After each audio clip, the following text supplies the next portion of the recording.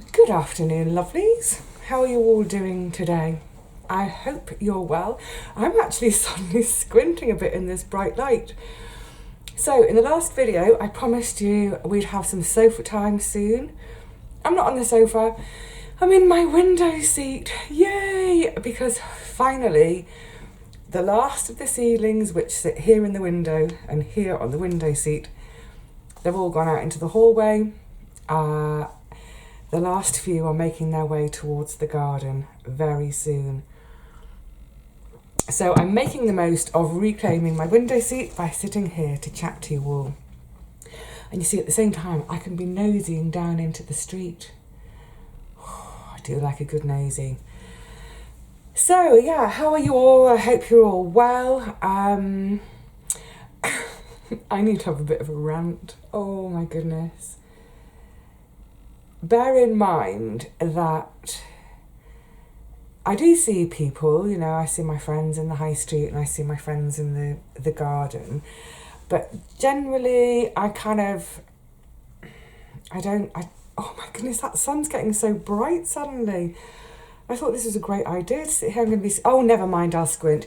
Yeah, generally when I see folk, I keep any of my troubles to myself. I don't ever want to burden someone else. I'm going to burden all you.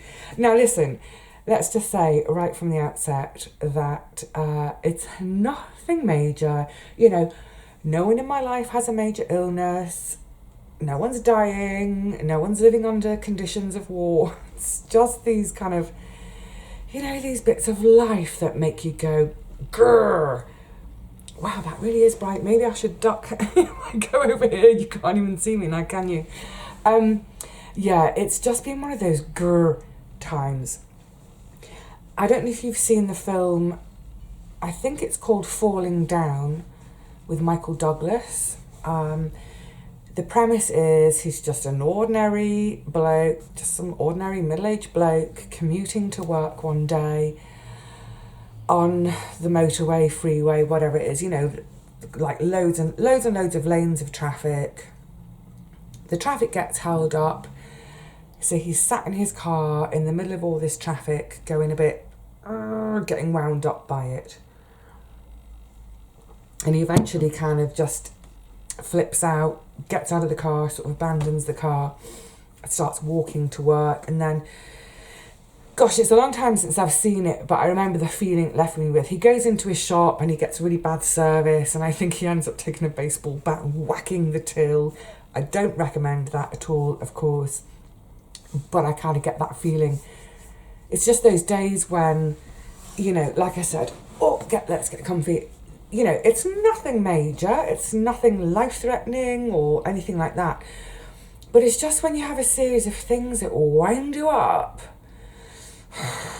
and you want to whack something with a baseball bat.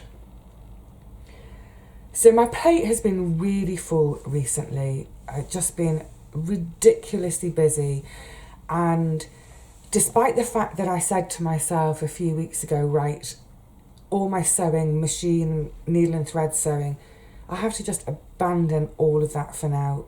I cannot even begin to think about it with everything else that's going on. I'm still heavily involved in sorting out things for my great aunt. Obviously, the garden is taking up a huge amount of my time. And this is what I was saying the other day about the lessons learned from previous years. I do not want next year, I don't want this ever again. I do not want to get to the beginning of May with none of my beds prepared. And so it ends up being the whole of May working on the garden. Now, of course, I love the garden. I love doing that work. But I just don't have the time to do it every day.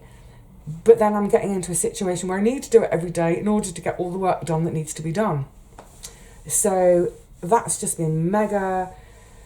Of course, I'm dealing with solicitors, both for my great aunt and for myself, for the lease issue here. And then, you know, I don't hear from a solicitor for ages for me. And then suddenly I get an email saying, you know, I have to print off and sign all these loads and loads of documents. And I think, right, I can't do it today. I'll ignore it for a couple of days. Then I get another email saying, you have to do this. You have to do it now. And the problem is it's like everything that I need to do needs to be done now. course that's not possible. It's just little old me. Is that Penelope Pitstop? Oh, Penelope Pitstop, love her. Yeah, it's just little old me. Anyway, so yeah, it's just been too much recently. And on a good day, it would feel like too much. And on a good day, I would have feelings of wanting to smash something with a baseball bat. But then this weekend, infuriating. I had a letter from the council. I don't know if it was the council or the people in charge of the roadworks. It doesn't matter. I had a letter to warn me that this weekend they would be repainting the yellow box junction right outside my flat. I'm on this main road. Another main road joins it. There's a set of traffic lights and the road surface is painted with a yellow box. I don't know how it is in other countries, but in the UK, the yellow box is a kind of warning of when your traffic light turns green and you can proceed. If it's a yellow box, you can't drive into the yellow box unless your exit is clear. This yellow box near me, the exit is often not clear because as you want to turn into one of the exits, that traffic is at a standstill from a next set of traffic lights down the road, if you see what I mean. It's always a gnarly junction, and there are 3 pedestrian crossings around it too. So the yellow box is there, the lights are there, it's all for everyone's safety. So I thought, yeah, fine, they're going to repaint it.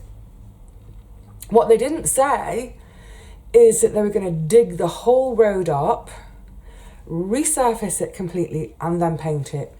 What they also didn't say was they were going to do this in the middle of the flipping night. Oh, I mean, God forbid they should actually stop the traffic for a few hours. Oh, no, we can't have that. We'll just keep everyone awake all night instead. So it's done on Friday night. I mean, I understand they want to keep the road open during the day, but, you know, they could have done it on a Sunday daytime. Sunday morning, first thing in the morning, when there's so little traffic.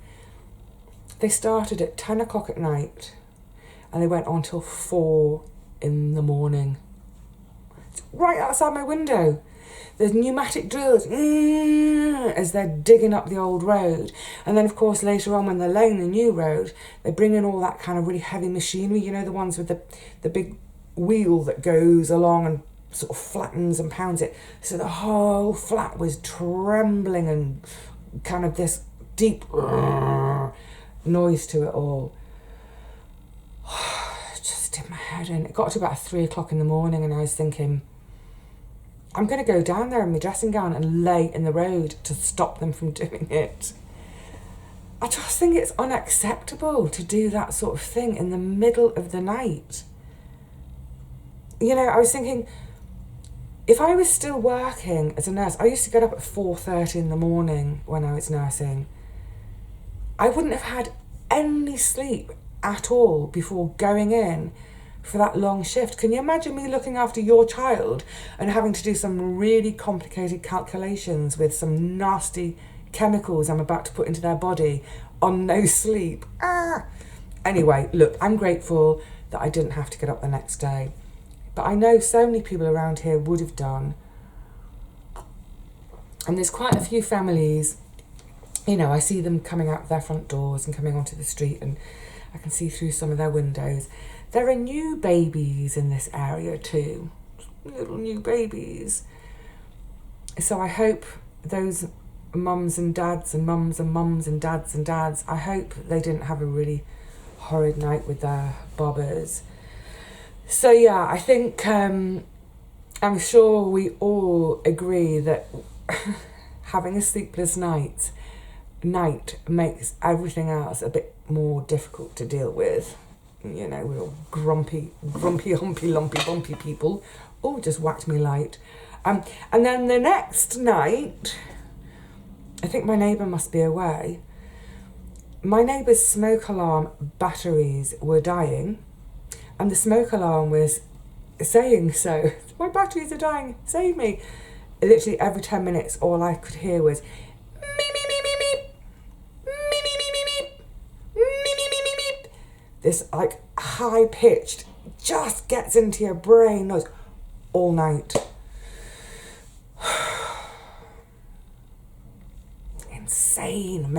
Insane making. Now, I live on a main road. You may be able to hear the traffic sounds now, I don't know. But I've got my double glazing, and the traffic, it's kind of like this sort of low hum that we're just used to all the time. And even sirens from emergency vehicles, kind of used to it. I'm on a bit of a kind of a rat run between two of our major hospitals. So I'm used to hearing ambulances, you know, frequently. And the sound of them doesn't ever bother me. In fact, whenever I hear that sound, I think, good, they're on their way to help someone, or they've picked someone up and they're on their way to hospital. That sound I associate with someone getting the help that they need. So it doesn't bother me. I'm used to them. But pneumatic drills at 3 a.m. and meep, meep, meep, meep, meep, a smoke alarm dying. Ah.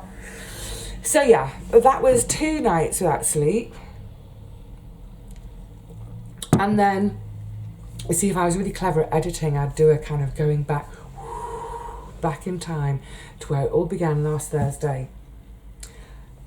Last Thursday, I went to my under the sink cupboard. Can you guess where this is going? I went to my under the sink cupboard to get out some vinegar. What was I using it for? Can't remember, doesn't matter. Cleaning, obviously. And as I pulled it out, this little tiny puddle of water came with it. And I thought, oh, it's probably where I've been doing the washing up and I've been splashing and careless with the washing up. Never mind. Got on, did my thing. And then on, I think it was the Saturday afternoon, I went back under the kitchen sink to get out my iron, because I've got a few bits and bobs for the shop. Oh, I need to get those. Oh, will I be able to upload those tonight? I don't know. I've done all the photographs. I've done all the cleaning, mending photographs, whatever needed for this new stock. Really cute stuff. I might try and do that tonight. Anyway, yeah, so I pulled out the iron. Now I have my iron sitting in an old dish, just so that sometimes if I have to put it away when it's still warm, because it's in that ceramic dish, the ceramic is heat proof, pop it away when it's still a bit warm. As I pulled it out, oh, a little puddle. And I thought, aye, I better explore. So you know what the undersink cupboard is like. It's a bit of a glory hole, isn't it? A bit of everything. So I pulled everything out, and sure enough, as I was pulling everything out, puddle, puddle, puddle, and I thought, oh, has one of the bottles of something broken? It was clearly water rather than, say, vinegar. So I dried it all out, and then I had a very genius idea. My top tip.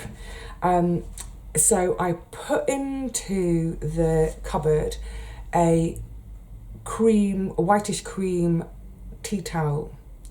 So dried the whole shelf out, put the tea towel in. Now the idea with doing that was so that if wherever the drip, if it was something dripping, it would show up on the white tea towel because it would make it go a little bit darker. So rather than one of my multicoloured tea towels. So I put that in, left it for sort of an hour or so, went off and did something else. So this was yesterday now. And sure enough, I came back and there was a little darker mark. And I thought, because at first I'd thought, I wonder if it's my U-bend, because, you know, the sink gets quite hammering. Loads of mud goes down there. So that spot, the drop, was behind the U-bend, right at the back. So I thought, oh God, I think it's the taps, and I can't get to the taps. I have to smash the whole sink out to get to the taps. Got a ceramic Belfast butler type sink. I thought, no, I'm going to have a proper look. So I sort of got on my back, had my torch with me, sort of trying to wriggle in backwards and It's kind of really awkward, and I thought, I know, I'll take the U-bend off to give me a bit of clearance. That'll make it easier. So I started turning one of the bits of the U-bend, and suddenly, like, I mean, there was no pressure, I was just kind of holding. The whole thing just went. The whole of my waist from plug right down just sheared off and went sideways. It's like, oh my God, what's happened? What? Bearing in mind, I've taken my U-bend off a ton of times to fix things. You know, I wasn't being an idiot going in all heavy-handed, shoving and pushing. I was just literally turning one of the kind of nuts on that screw. Anyway, am I imagining stuff? So I've gone and looked from the top, and you know when you get the kind of the silvery bit that sits in the plug cavity, the bit that's got all the grating to it, so your bits of carrot don't fall down the sink. So this is kind of hard to describe. Okay, so let's say this is the chrome. I meant to say chrome. Let's say this is the chrome plug hole. Then I've got a layer of ceramic, that's the sink with the hole. And then up and underneath is the whole waste U-bend pipe section. So this comes up underneath, that comes down on the top, and through both parts, there's a bolt. And that bolt basically clamps the U-bend and waste up to the sink and clamps the plug hole down into the sink to form a seal. It's completely sheared off. I don't have a sink. I don't have a working sink anymore. Oh, so I went on online to the company that I bought it from, thinking, well, so here's the thing. I haven't solved the problem of the leak. More of that is like. But in trying to solve the problem of the leak and not solving, I've created another problem for myself, as in I've completely snapped my whole waist bit. So I went online to the company I bought it from. They don't do that same waist section anymore. They do one that's very similar.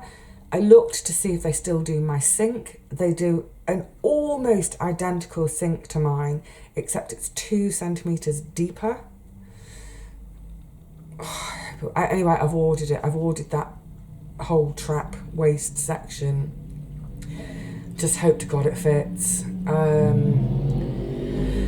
So I ordered it and they said delivery for Thursday, and they gave me one of those delivery slots of 7 a.m. till 7 p.m.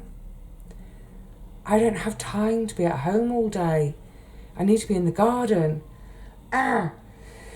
Anyway, that's coming. But I've just had an email now to say, oh, it's coming tomorrow from 7 a.m. till 7 p.m. So fortunately, I haven't got any appointments tomorrow. Need to book my second jab.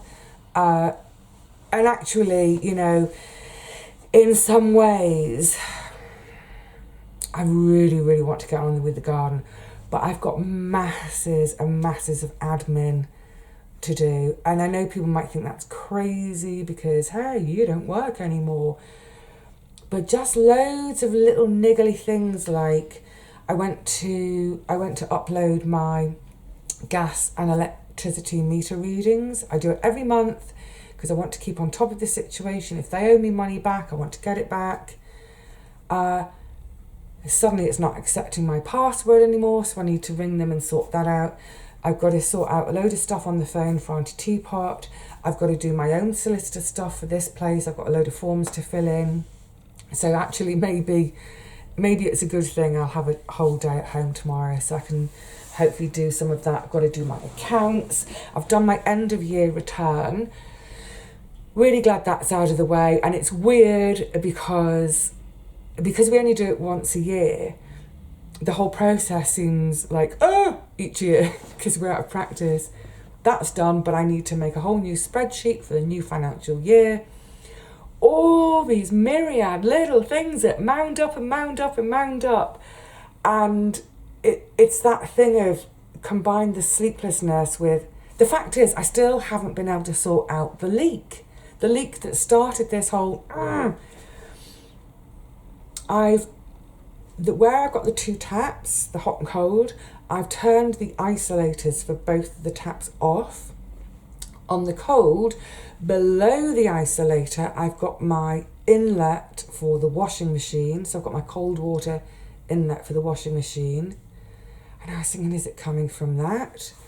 So now what I've done is I've wrapped a little bit of toilet paper around each individual section of any pipe that I can see and that I can get to. And then hopefully that, wherever I've got this drip coming from, the toilet paper will get wet so I can identify once and for all where this blasted drip is coming from.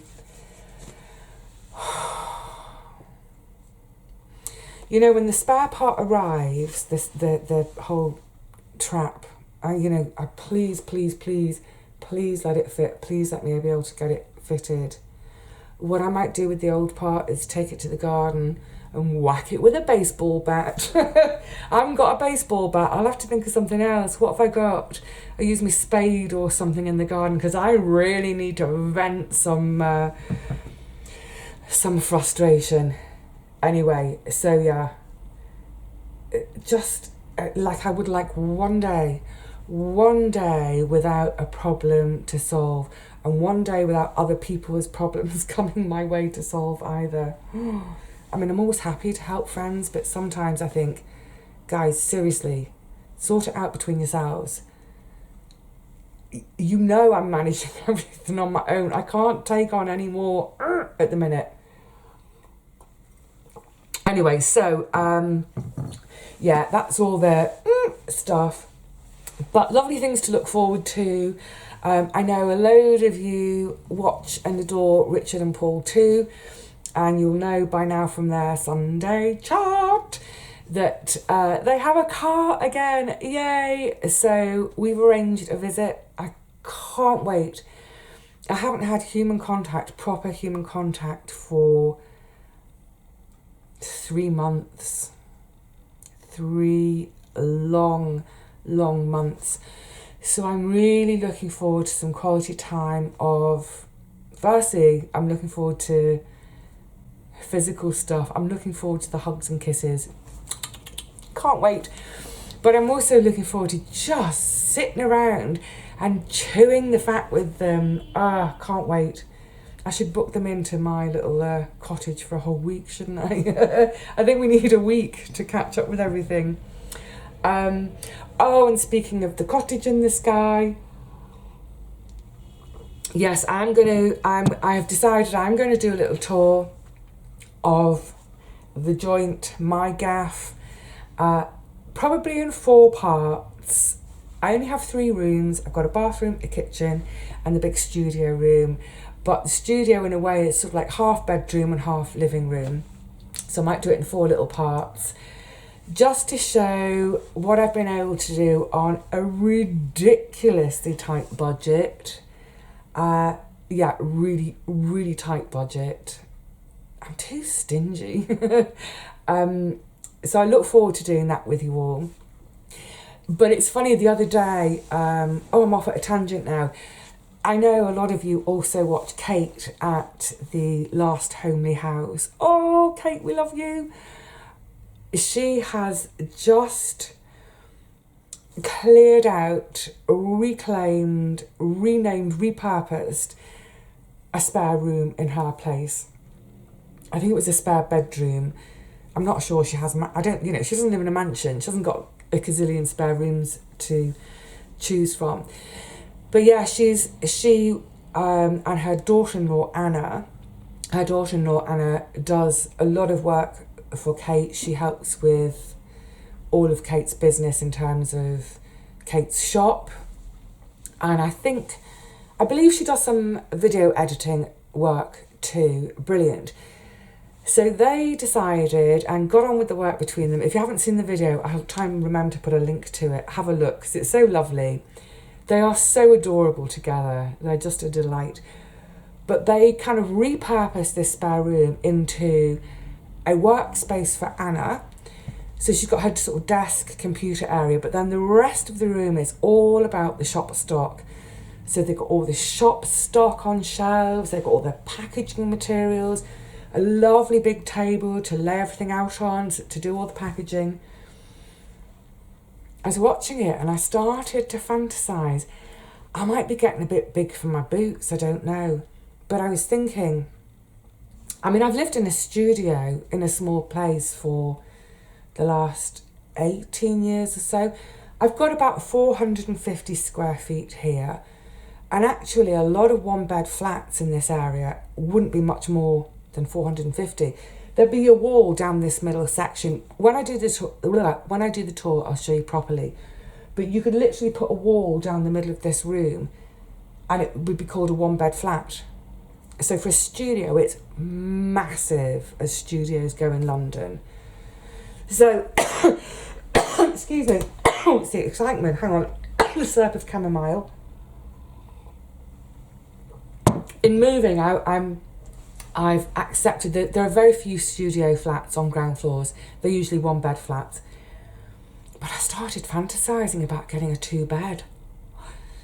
Having a spare room, having a second bedroom that I could use as my sewing space, so that I don't have to continually be unpacking, packing away, unpacking.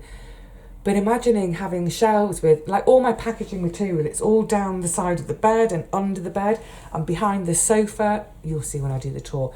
I've got stuff stashed everywhere, in every nook and cranny. And I was thinking how wonderful to have a room where I can have a shelving unit that's all my packaging material, another shelving unit for stock, another shelving unit, or like I've got it there for all my fabrics and threads and all my vintage pieces of fabric that, you know, I don't necessarily do something with them straight away. I allow them time to speak to me. So yeah, I mean, I was thinking as well, spare room for visitors. But actually I kind of wouldn't need that, because if I had visitors, I would always give them my bedroom and then I'll just sleep on the sofa bed. That's never been an issue. It's what I do here. But yeah, I strongly doubt I'll be able to afford a 2-bed flat. But you never know, I might, there might be one that's a bit rank and manky looking in terms of decor, that, it's like I was mentioning the other day, it looks so hideous, and a lot of people won't be able to see beyond the hideousness of the decor, so they'll walk away, and that'll keep the price though. I'm not scared of ranky manky hideous decor. It's all about the bones. It's all about the bones. You know, if it's got good bones, you can put some slap on it, as it were. Not saying that I've got good bones, although I am lucky to have cheekbones. I mean, we've all got cheekbones, but you know what I mean. Anyway, so yeah, it's life feels like a continual whirlwind at the moment. I definitely feel like a lot of the time I'm reactive rather than proactive. I hate that word, proactive. I've got to get over that, because every time I say the word, and I do say it, I then qualify it by saying, I hate that word. You know what I mean? In other words, at the moment I am definitely reactive. I'm on the back foot all the time, just responding to whatever's being thrown at me. I want to get back to that place that I was in at the end of February, when I was kind of feeling in charge and in control of things and making my plan on my terms to go forward. I'm definitely not making plans on my terms at the moment. It's on the terms of the universe. But, let's keep everything in perspective. I'm not ill, There are a lot of people out there who are dealing with some really pretty hideous, horrid stuff here and all over the world. I have a very privileged life. I have a secure, safe roof over my head, a secure, safe neighbourhood. I have food in my belly. I have friends. I have love. I have a lot of really, really good stuff in my life, and I'm grateful for it. I'm grateful for you. So yeah, it's just every now and again things are a little bit annoying. Come back this time tomorrow once that part has been delivered, and I might be in tears saying, I don't care about the rest of the world. I've got a really big problem. I think I'm going to go and check those bits of toilet tissue, lavatory paper, that I wrapped around each individual. Literally every section of pipe has got a little bit of paper wrapped around it to hopefully help me identify where this pesky flipping drip is coming from. So I'm going to leave it there for now. Probably the next time you see me, we'll be back in the garden, because that's all that's happening at the moment, isn't it? Just a word on this weather. My giddy goodness. So it seems like a lot of my friends in the States and in sort of like central Canada seem to be really, really dry. You're having the spring that I had last year. We are having a ton of rain. And there was a video maybe, I don't know, a week or so ago, and I was saying, oh, but it's that kind of perfect kind of rain. It's soft and gentle. Stuff it. Sick of the rain now. The rain's gotten really heavy, and we're having a lot of hailstorms, and it's chilly. I mean, it's not cold, don't get me wrong, it's mild. It's about 12, 13 degrees centigrade, which I think is about 52 Fahrenheit. So it's not cold, you know, there's no danger of frost, that's not an issue. But we should be, you know, we should be double that by this time of year. We're just heading into summer, but actually the weather is more like late autumn or very, very, very early spring. It feels like we're just coming out of winter. It's ridiculous. So, everything I said about that lovely rain, I take it back. I'm sick of it. So, with all my will, I'm going to try and send this rain across the pond to you guys so you can have a nice dousing of it.